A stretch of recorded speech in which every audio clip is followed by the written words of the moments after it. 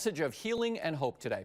Blackhawk Church's Christmas Eve service reminded the community that they are not alone this holiday season. WMTV's Cameron Kelly joins us live in studio now. Cameron, you attended the service. What were the main takeaways? Mark, togetherness and leaning on a higher power.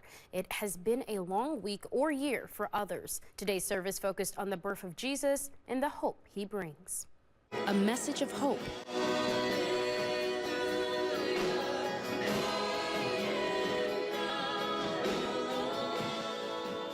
After a Madison school shooting resulted in a week of hardship and grief. We actually have people who have family members who have been injured, or we know people who have lost their lives. So it's been really challenging for us. Lead teaching pastor Charles Yu says Blackhawk Church is creating space for the community to lay down their burdens. In that darkness, there's light and there's joy somehow. And our joy is not the present enjoyment. Our joy is knowing that there is certain change that is coming and has begun.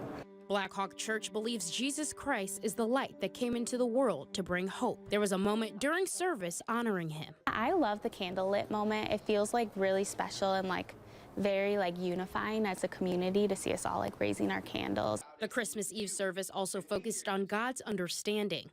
He sees you and he understands you more than you can imagine. He understands everything that's going on in your life. There is nothing that he hasn't seen. Now folks are ready to celebrate the holidays with loved ones. My favorite part is the decoration and the food. I love the food in Christmas.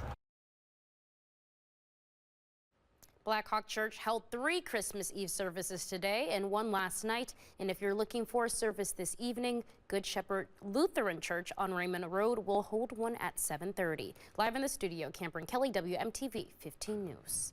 Cameron, thank you. WMTV is still actively looking for answers after that shooting at ALCS last week. We recently checked the status of the 2 victims who are in critical condition. We've been told they are stable.